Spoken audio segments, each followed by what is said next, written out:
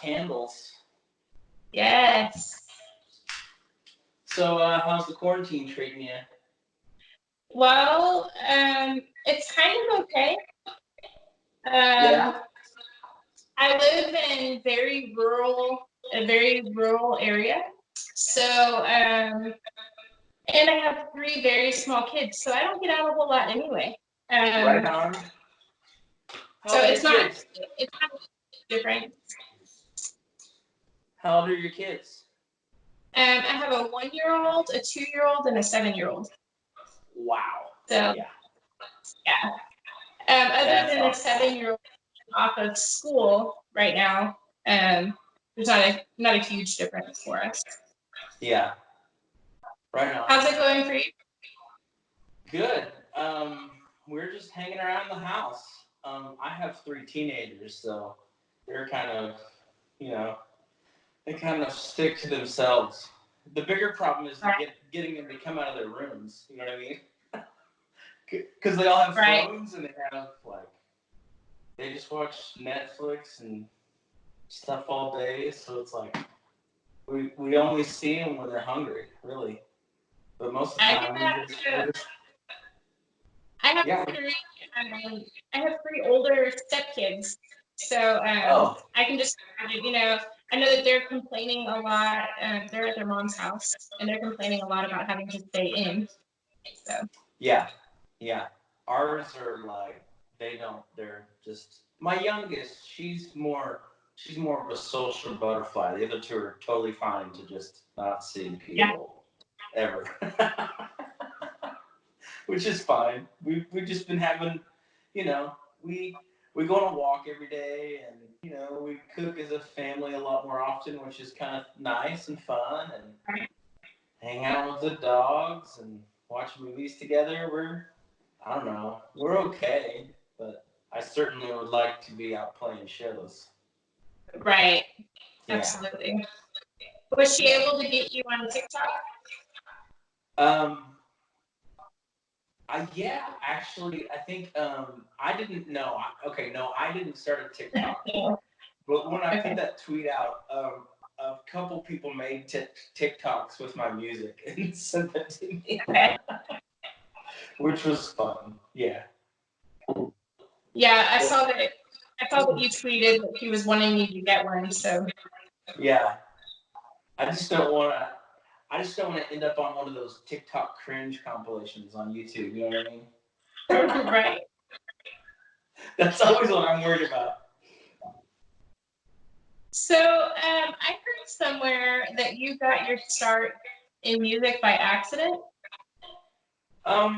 Yeah, kind of by accident, but more of like by trickery. Okay. This buddy of mine named Casey Berry. He's from Amarillo. He was a songwriter years ago and stuff, and kind of did the whole thing that we're doing now. But one night he called me and said that we should go to Lubbock and play the open mic at Blue Light, which I knew about, and I'd been to that a couple times, but I'd never played there. And this was really right at the very beginning of me starting to play my own songs more. Because I'd played in some other people's bands, and I was doing music full time, but in church. So I've been playing music for a long time, but I just hadn't ever played my own songs. And then Casey said, "Let's go down to the Blue Light. I'll drive, I'll buy your beer, and I'll buy your breakfast." And I was like, "It's a great deal. Let's do it." Yeah, you so kind of have to, right? Yeah, right. I can't turn that down. So I went down there, and it was one of the qualifying nights for their contest, which he told me nothing about. The whole way down there, he's like, it's no big deal. It's no pressure. You're just gonna go play some songs. And then he had called ahead and signed me up for the contest. And yeah, it was so nice, so nice. Which I don't really like contests. You know what I mean? Like I don't really like doing those things very often at all. I don't like. I don't know. I hate that whole idea of music as a competition anyway. Right. But I went down there and ended up winning that year in 2011, and that was the last round where if you won, you played Larry Joe Taylor's. So I Okay. played Larry Joe Taylor. I played Larry Joe Taylor's in April 2012, and then I quit my last day job in September 2012.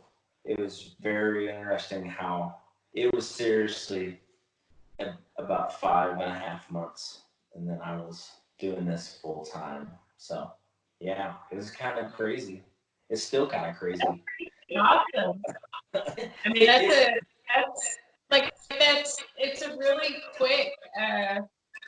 It's very quick to be able to stop your day job and just do it full time in 5.5 months. Right. It's pretty cool.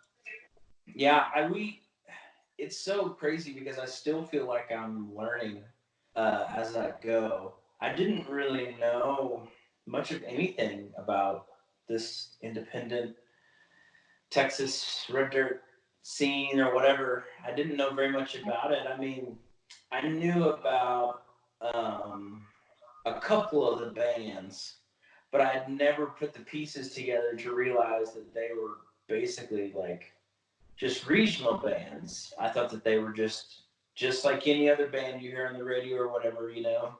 I knew about Cross Canyon Ragweed, and I knew about the Great Divide, and I knew about Pat Green just because people who were kind of in my group, they talked about those people, but I had never thought like, oh, those guys, they just live around here and they play around here, you know. And I didn't even know this whole scene existed.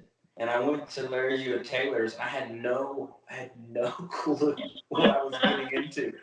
I remember we drove down there, me and my buddy Casey and another buddy of mine named Charlie Stout, and my bass player at the time, a guy named Craig Ames. We went down there together, and I kind of, you know, we kind of all got artist passes or whatever, and so I was really had no idea what I was getting into, and Casey and Charlie were trying to explain to me like this is a really big deal, you know, you want to be serious about this, which wasn't an issue. Like I'd always taken music very seriously anyway.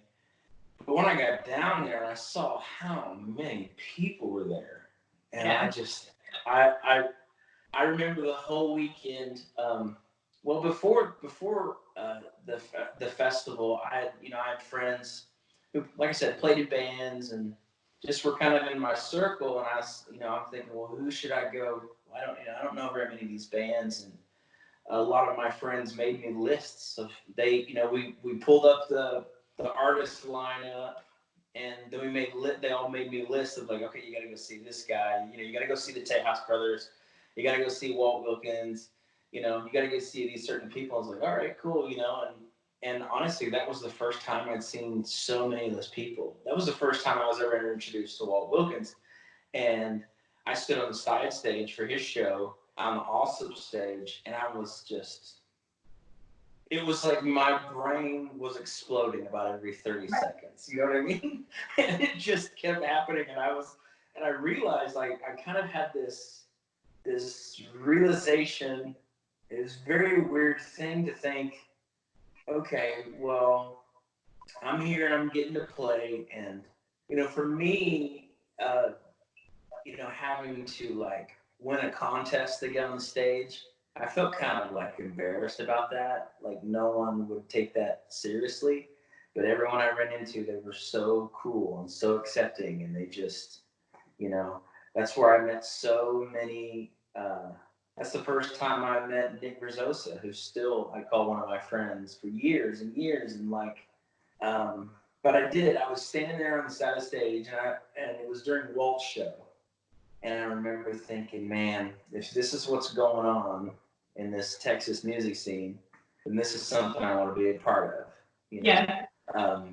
And standing on the side stage, on the big stage, and watching, gosh, like I said, like all like the Tejas brothers, and just all the guys, Josh Abbott, and all those guys playing, and I'm thinking, oh my gosh, this is actually a thing. You know what I mean? And realizing, which is funny because I went to school for music business in Murfreesboro, Tennessee, for a while for music business, and I understood like the model, like the what we call the Nashville model. You know, um, you get on a big label and you do all that stuff. And then I realized, man, there's these guys out here in Texas. They're just doing everything in house. It's very DIY. It's very homegrown and grassroots. And that was really attractive to me because while I was in Nashville, I got really turned off with the Nashville model. Like that was something I didn't want to do. You know, I had a contract law professor, and he was Randy Travis's lawyer, and he gave us the very first day of class. He gave us the standard Nashville contract, and then he worked us through it. And you realize on the standard Nashville contract, you really don't make very much money until your third record because you're spending all your money paying off the first two. And I thought, man, it kind of broke me for music business for a long time because, man, I don't want to get in that hole. You know, I mean, how many artists come along and they never even make it to a third record? You know what I mean? So right. It turned me off. It's a whole lot of work to put in before you see something for it. Yeah, exactly. You know, and it really turned me off. But then I went to Larry Joe's in 2012, and like I said, it just blew my mind. I realized, wow, this could be a thing. This could actually be a thing. You know. But yeah, it's been a crazy road. Who were you listening to up until that point? So like, because like that's kind of blowing my mind, right? Like that you were able to cut your teeth and like get into Larry Taylor, and you had never heard of any of these people. Right. So like, who were you listening to before you found all those people? So I listened to a lot of like really, and I still listen to like a lot of really old music. A lot of old soul and Motown stuff. Okay. Like Bill Withers, Al Green, Aretha Franklin, Ray Charles. Like I listen to a lot of that stuff, and I've been listening to that stuff since I was a kid. I've always been one of those weird people that never really was excited about what everybody else was excited about. You know what I mean? And right out of high school, I got a scholarship for vocal performance to a school called Oklahoma Baptist University in Shawnee, Oklahoma.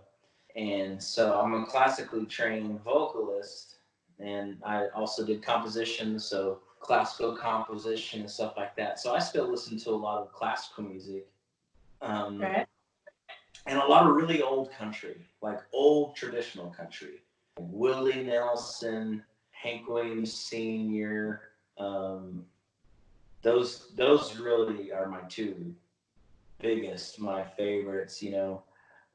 Obviously George Strait, living in Oklahoma and Texas, like you can't get away from George Strait, you know, and stuff like that. And so it was mostly traditional country, and then a lot of soul and Motown stuff, and then all the classical stuff. And then when I was a kid and I started playing guitar, I think every kid kind of gets into this thing where they start listening to a lot of blues. And so I've always listened to a lot of blues. Uh, you know, there's a very close relationship between Motown and soul and blues, you know, and they kind of blend in quite a bit. So a lot of stuff in that area, you know. But that's what I was listening to, and I was just writing songs. I started writing songs when I was a kid, and just never thought that I'd ever have a avenue to play them. Like when I was in Murfreesboro at school, I I really did. I had kind of a revelation that I was just going to be writing as a hobby. Like it was never going to be anything I shared with anybody, because that class totally ruined me for any type of trying to do that thing. I was like, man, I'm not, you know, I don't look like some uh, country star. You know what I mean? I don't look like the people that are making it big. I'm not. I can't ride my looks on it. And I, for a long time, I didn't know if I was talented enough to do it. And so I really was just writing in secret, just as because I wanted to for fun. And then my buddy heard my songs and he dragged me to Lubbock, and it's 8 years later, here we are. So counting up. And a lot of that soul music really shows through in your music. Yeah, I can't really get away from it. You know what I mean? Yeah. It's really interesting because my wife, and the guys in my band, they get to hear. I write a lot of stuff that's definitely not soul. I write stuff that's straight, mainline country stuff. But I don't know, the soul stuff is more. That stuff just comes out all the time. I could. It's funny. I could just sit down and we could just throw together a soul song. It's really weird how easily it comes out, especially since I'm just a poor farmer's white kid from the Panhandle of Oklahoma. You know what I mean? I don't have any. I don't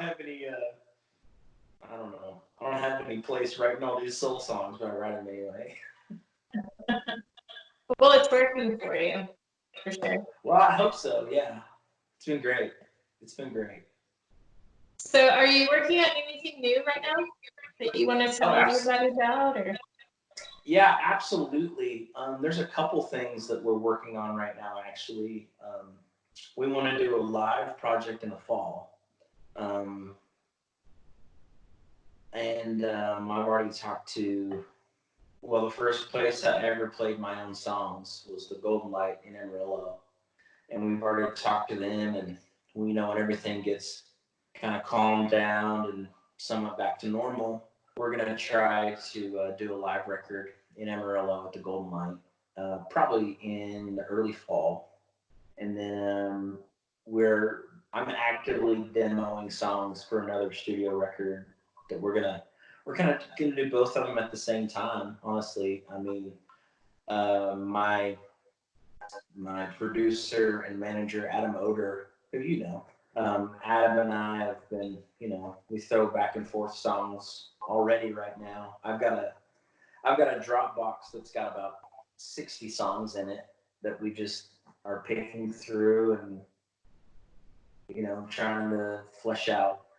It's weird. I don't know. I don't like really doing records like this, where it's kind of like, all right, you do your part, and then we'll send it off to this guy, and he'll do his part at his house, and he'll do his.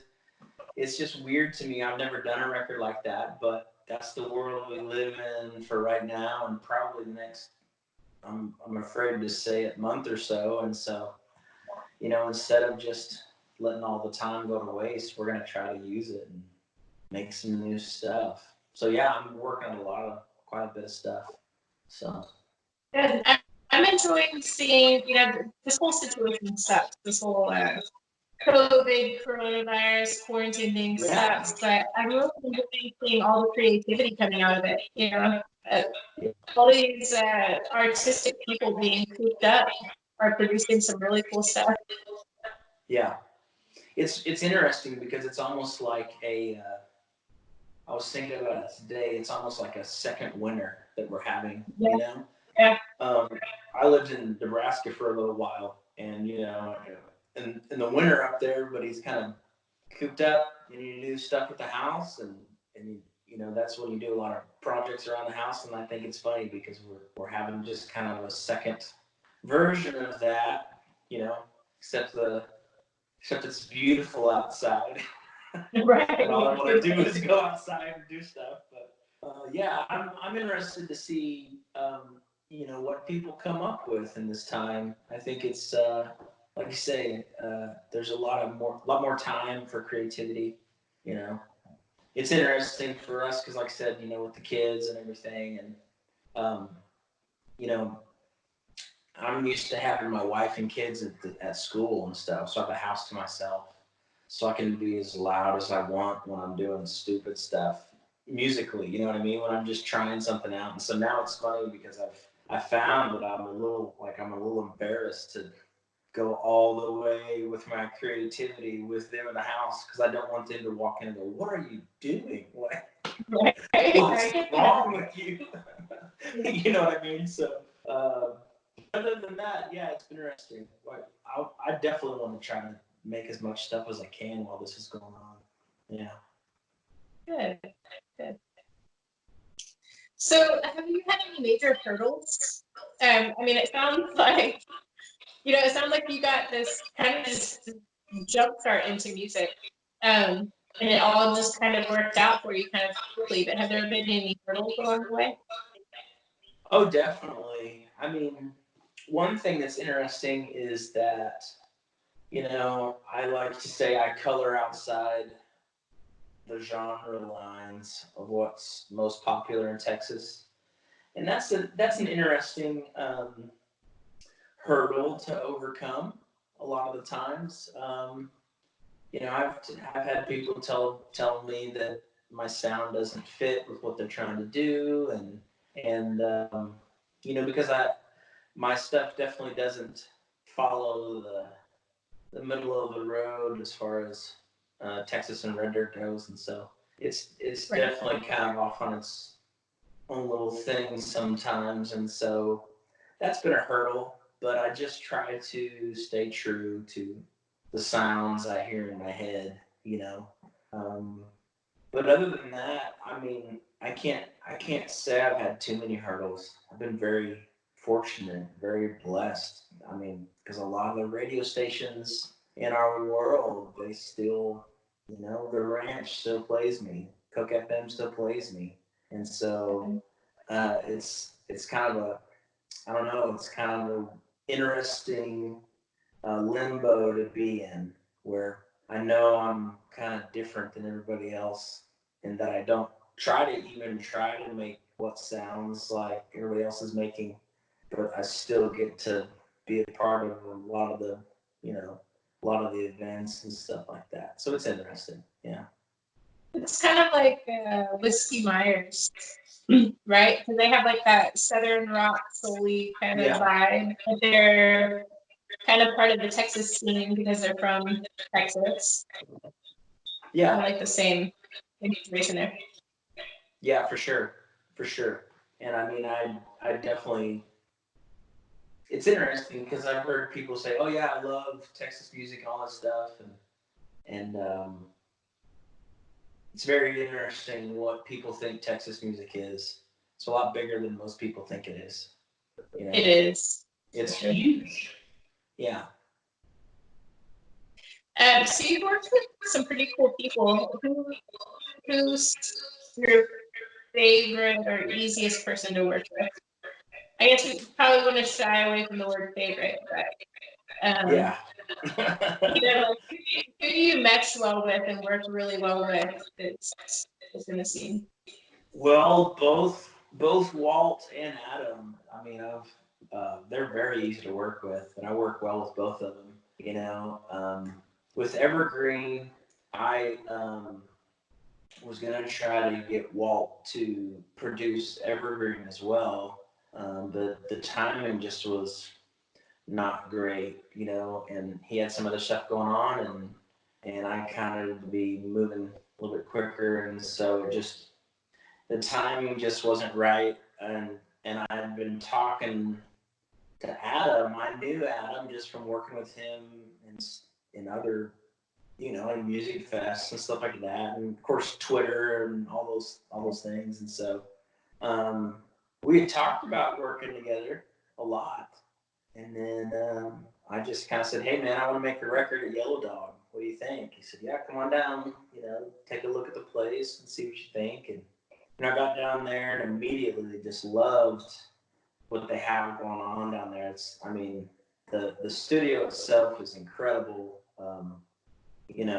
It's this old cool house on the banks of the Blanco, and like you can see the river from basically every room in the house, and you just, I mean, I don't know. For me, it's the kind of place I show up and I'm like, all right, yeah, let's make something. Let's make something.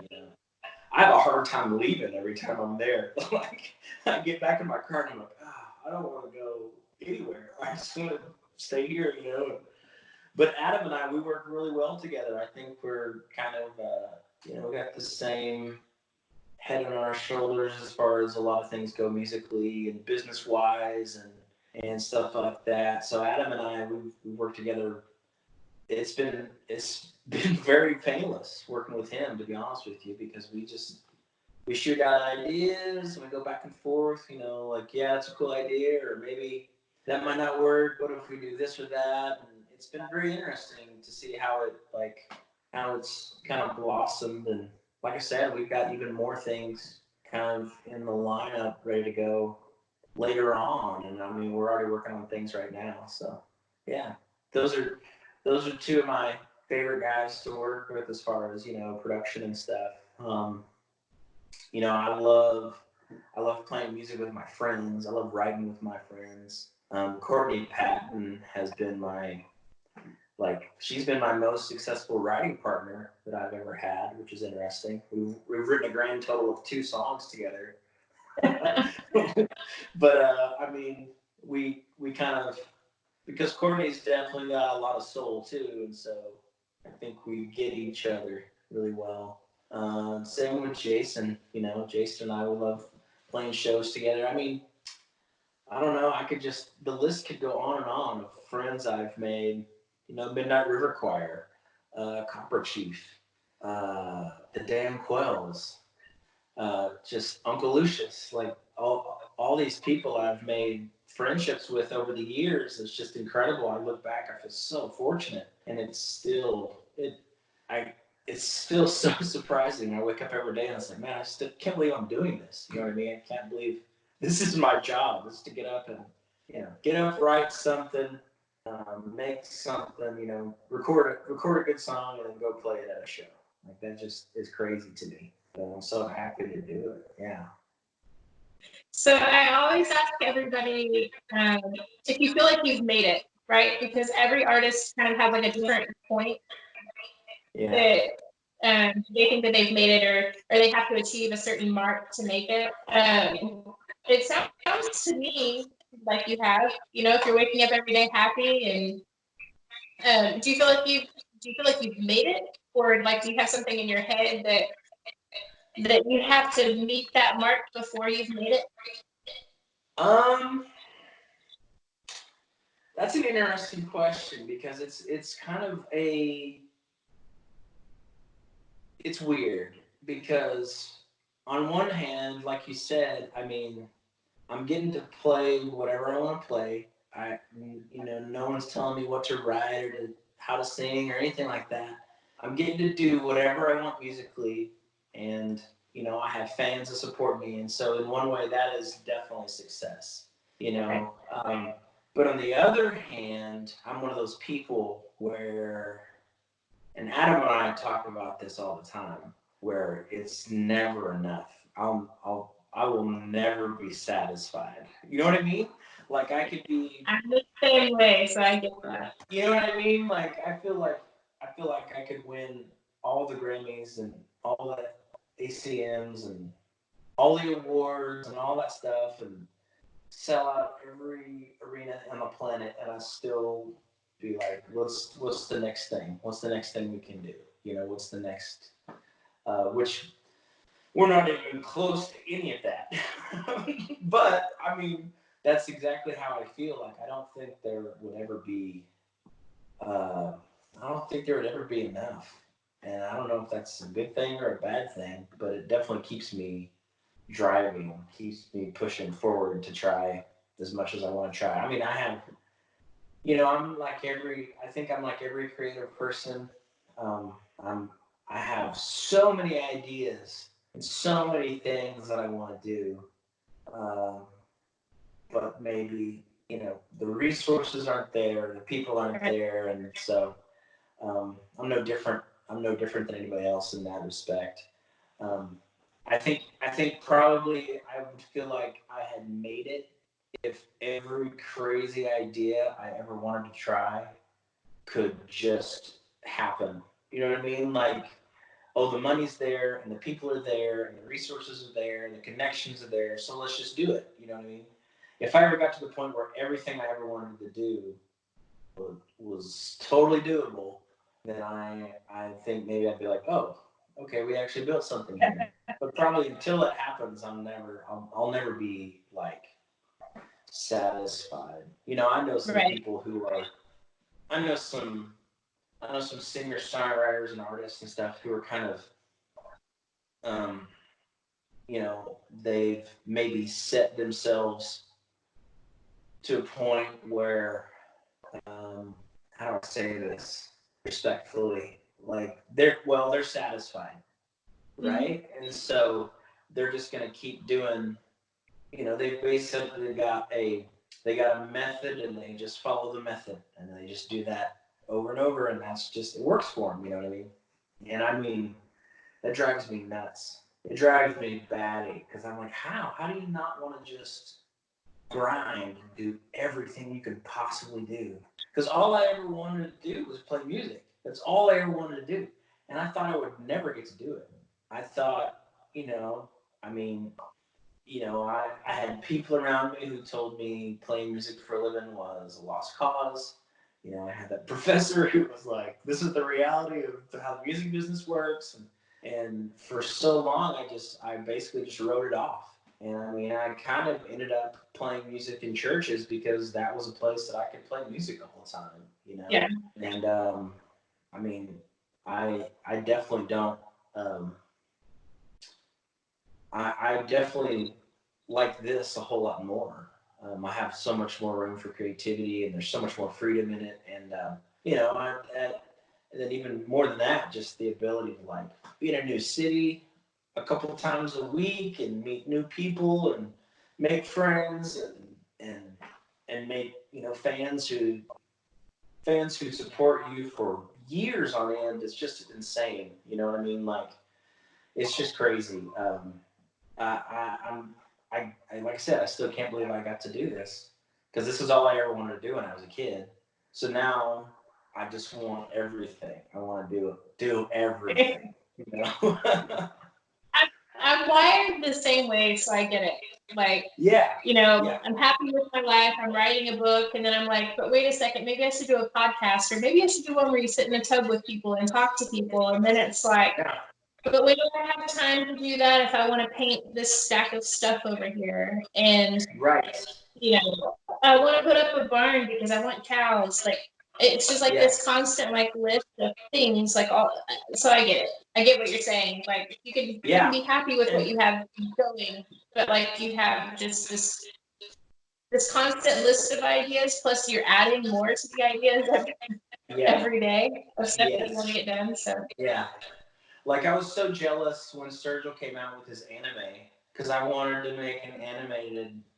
I wanted to basically do exactly what he did. I mean, not in the same style or whatever, but like I wanted to do an animated short film that was basically just a 50-minute music video for a record. You know, I want to make a short film. Like I have this idea for like a zombie movie that has a record based around it, you know. And I just have all this stuff, and it's yeah, it never stops. Like the list, like you said, the list gets a little bit longer every day, and you just realize, oh my gosh, there's no way I could do all of this. Yeah, yeah, but I want it all.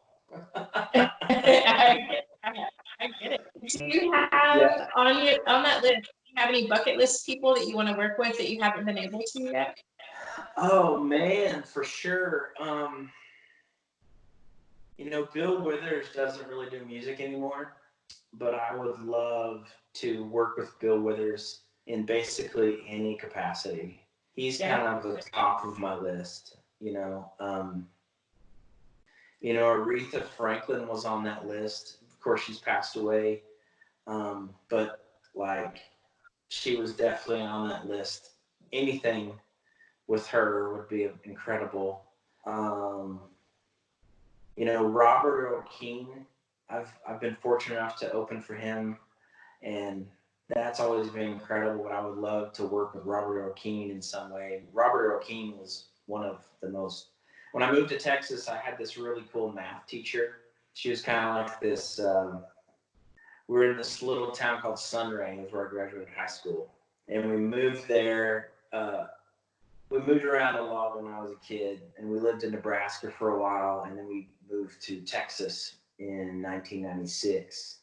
And I had a couple really cool teachers that, really reached out, and because I was kind of that grumpy new kid in a small town, didn't really feel like I fit with anybody. I mean, I listened to soul music all the time, and so I mean, I had a couple really cool teachers and people around me that reached out and tried to. But this Mrs. Lyles was her name, and she gave me the first week I was there. She said, "So, what do you like?" I said, "I like music, And she said, "Well, what kind of music do you like?" And I was being a little turd. I was like, "I like songwriters and I like guitar players, because I play guitar." I thought I was all that, 16-year-old little punk. Right. And she came to school the next day and she had 2 burned CDs. She had Stevie Ray Vaughan's, I want to say it was the Greatest Hits CD that she burned for me. And then she burned me the Robert L. Keane, the live album from Sons of Herman Hall. And those 2 records basically got me through high school. So Robert L. Keane, I mean, I would love to do anything with him, John Prine would be great too, but I'm afraid and Robert L. Keene's the same way. I'm afraid they would go off on some songwriting tangent, and I would just be like, "I'm sorry, I shouldn't be here." You know what I mean? Right. You guys are too good for me. I'll just leave. You guys can finish this. Yeah. But anybody like that. A lot of my heroes, unfortunately, have passed on. But I mean, like I said, Bill Withers, Robert L. Keane, John Prine.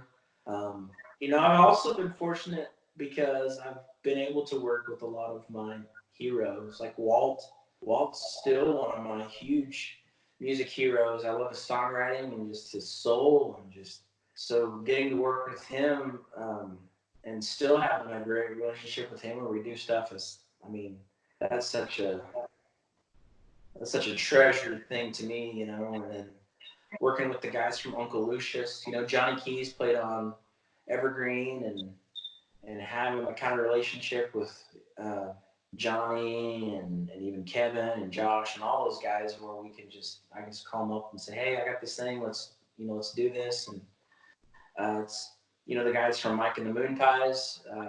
Been getting closer with. I think Omar is going to do some stuff on this. How do we call it? The quarantine record or the satellite record, however, I don't know what we're even calling it yet. But so it's been cool to have that opportunity to work with kind of some of the giants who are already in our little world, Yeah, absolutely. So, who would have you enjoyed your time sitting in the tub with your clothes on and talking about? This has actually been pretty nice. This is This is probably the quietest it's been in the last 2.5 weeks. So.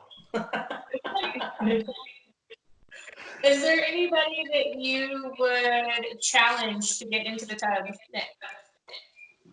Ooh, I think Adam Oder would be a good one. Adam's done so much stuff with so many people. Mark Harmier. I think you've spoken to Courtney, right? I have. Okay, so I'm talking with Mike on Saturday. Oh, you are? Awesome. And I've done one with Courtney, and hers was hilarious. She was laughed the whole time. It's hilarious. And then I lost the video. Like something went wrong with her video. I was able to download all the other videos, and I have somebody processing them and whatever, so I can upload them. And hers is broken. So. Man. Yeah. You just have to do another one. I guess so. Just do another one. Oh man, yeah, she's Yeah, Courtney's one of my favorites. So I'm married to a Courtney also, and so Oh, yeah. Courtney and Jason are our closest music friends. So it's really fun to have friends like that, because they get it, they understand, what we got going on. I mean, even we hang out with we hang out with some friends of ours who aren't necessarily in the music thing, and they don't always quite understand it.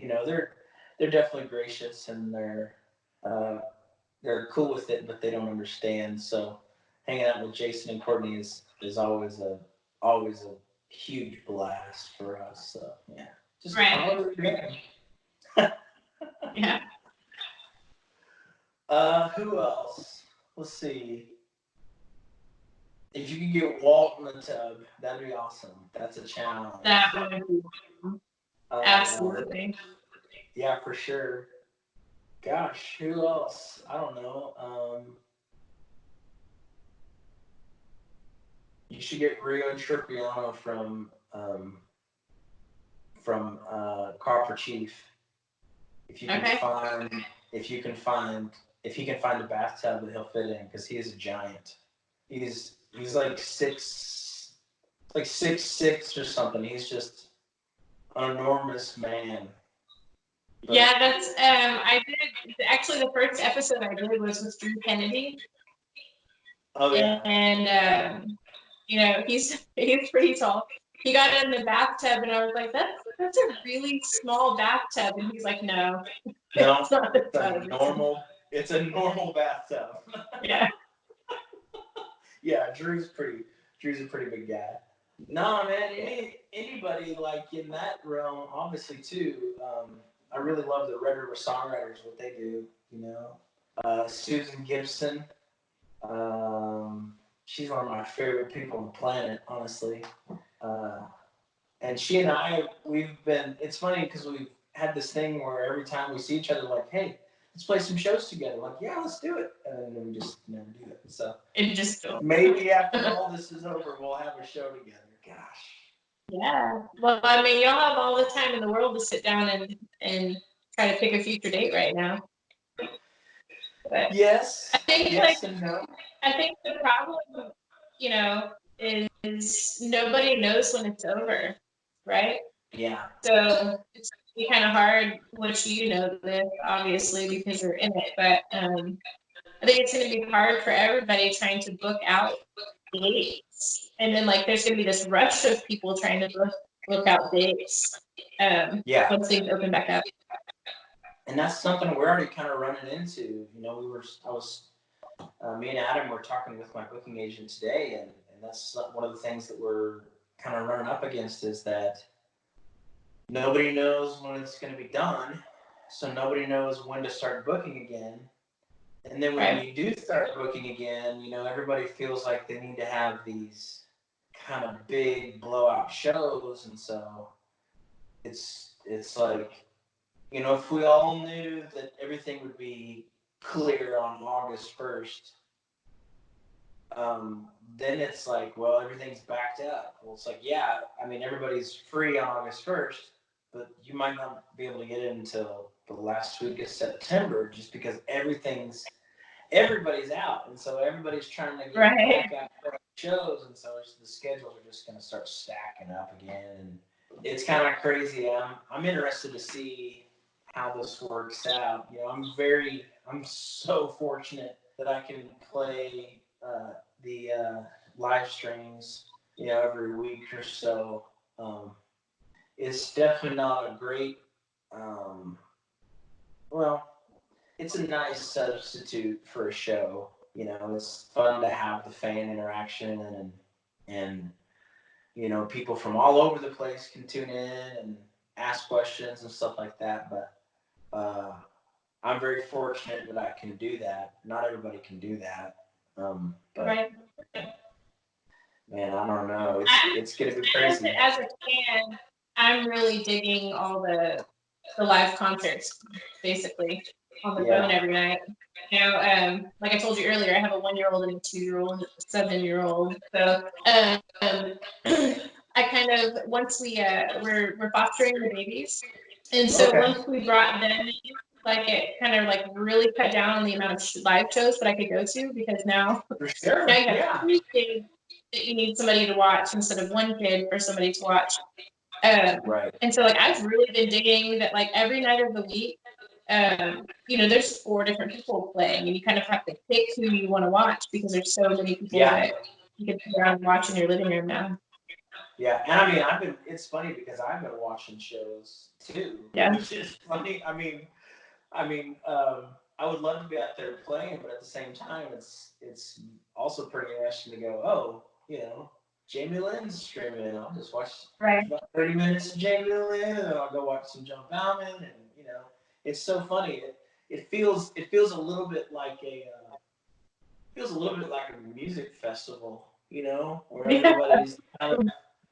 But it's just weird ass music festival. Yeah, it's so surreal. It's just so surreal that it's kind of it's surreal that the situation we're in, but it's also, I'm really proud of the people who want to play. I'm really proud of how they have, you know, latched onto this, and you know, we keep the music going. Of course, like I said, the live streams. That's one of the best ways to keep us kind of keep our heads above water while we're not able to go play shows and stuff.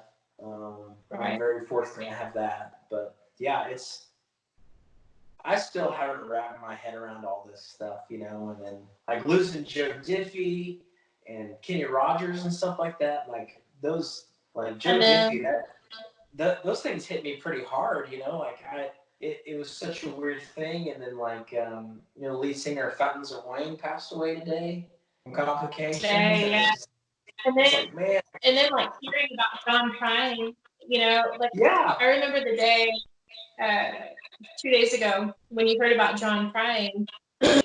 I was like, man, it was Joe Diffie yesterday, John Prine today, and then you know, it took a good hour for me to remember that like it was just Kenny Rogers last week, you know, like it's like there's so much of it, like there's so much bad and crazy happening like all at the same time that like how do you even forget about that? I was like, how did I forget about that already? You know, but so much of it going on, it's hard to keep track. It's crazy. And then the Fountains of Wayne, I saw that right before I got on here with you. Right. Yeah.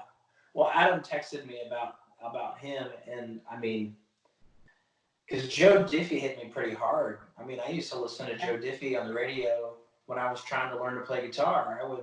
I would sit there with my dual tape deck, and when Joe Diffie came on, you know, I would do the play record button thing, you know, and record his songs to tape, and go back and listen to John Deere Green and Bigger Than the Beatles and stuff like that. And I mean, that one hit me pretty hard, and it kind of put me in a funk that day. But I mean, I don't know.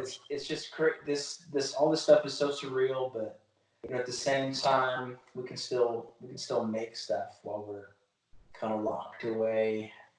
So I'm like you said earlier, I'm excited to see what people do with this time. You know. Right. Yeah. So do you have like a set day that you're doing your lives, or do you it's just kind of like when you feel like it?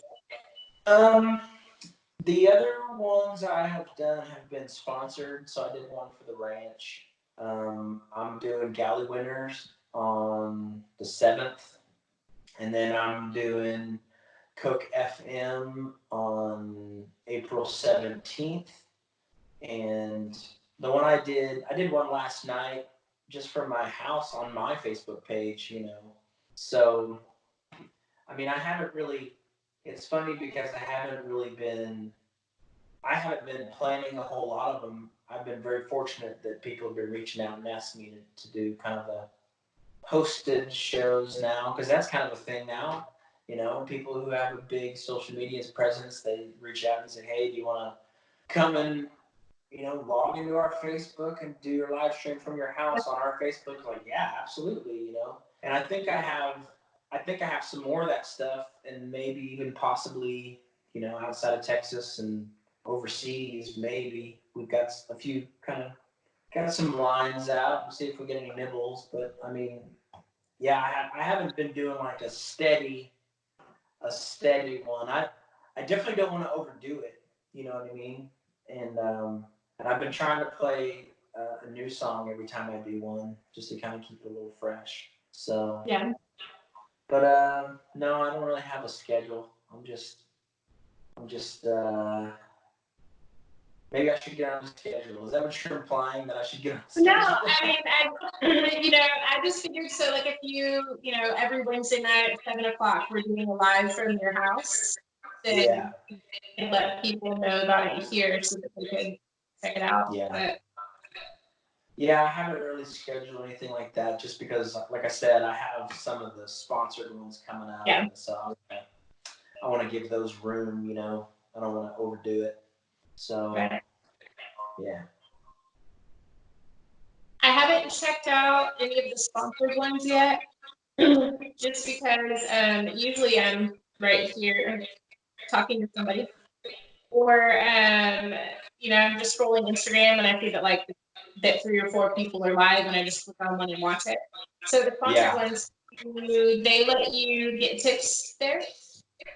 Yeah, the ones I did, the one I did on the ranch, they definitely were open to that, and so I just put my Venmo up and stuff, Okay. and then I'm sure the other ones I'm about to do, they'll do the same thing. I mean, that, like I said, that's kind of our gigs now, is playing these live streams, and having all of our stuff together, and trying to put on a show for people. Even though I'm like sitting in my music room at my house with no shoes or socks on. Yeah. But oh well. It's weird. They're really weird. Like I'm not used to singing to the back of an iPhone. You know No, what I mean? I get that. And it's very different. Sure. Yeah. So we're still trying to, figure out the best way to make all those things happen. I've been doing dual streams, so I do it on Facebook and Instagram at the same time. There's certain people who don't have one or the other, so you just Right. try to reach as many people as possible, and that's been pretty successful for us. I was thinking actually last night about streaming on Reddit also, but I just didn't get around to it. I didn't know that was a thing. I didn't know that you could do it over there. Yeah, you can do a live stream on Reddit now, and so I almost did it. But then we kind of ran out of time getting everything else ready. So my wife and my youngest, they've been my camera people, and writing down requests and writing down questions and stuff like that. I always do Q&A with mine too. So they're kind of my support people in that, and we were just trying to get everything together. I thought, I better not add this to the equation quite yet. Yeah, but maybe one day, maybe we'll do them. And I've also thought about just. It's funny because I also thought about doing some that are just unplanned, and maybe just like 20 minutes, just hop on Instagram or something in the middle of the night, because I'm up all the time in the middle of the night. I just grab my guitar and go sit on the back porch and do one for about 20 minutes at say 3 in the morning or something. I don't know. My wife keeps trying to tell me that's the, it's the perfect. I have the perfect song for "Baby, Do You Ever Think About Me" in the middle of the night, and I can just do a middle of the night stream. But I don't know. We'll see. We'll see. I mean, like you said, there's a lot of possibilities right now. I mean, everybody has so much time to just sit, Yeah. hang out with your family, sit around, or get creative. So definitely room to be doing that if you're open to it. Yeah. I think it's probably going to happen. Yeah. Well, it was really awesome talking with you, and I'm going to hit up some of these people that you listed off for me. Adam for sure. So yeah, we've definitely got to make Adam do it. Now that he wrangled me, since he wrangled me into it, he has to do it now. And Mike. So he got 2 people in to do it. So He kind of Oh, has he did? Oh, yeah, he definitely has to do it now. Yes. Yeah, for sure. Yeah. All right. Well, hopefully I can have this up later this week. I'm still waiting on.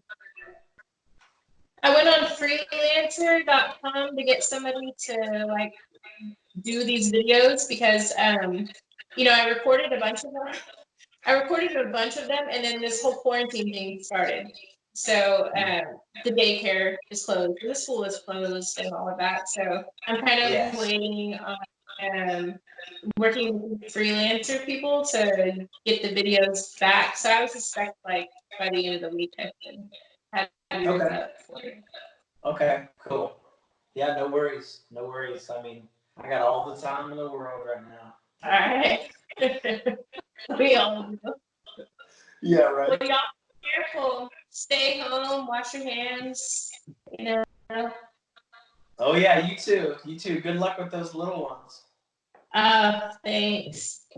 Yeah. All right. Talk to you later. Bye. Bye.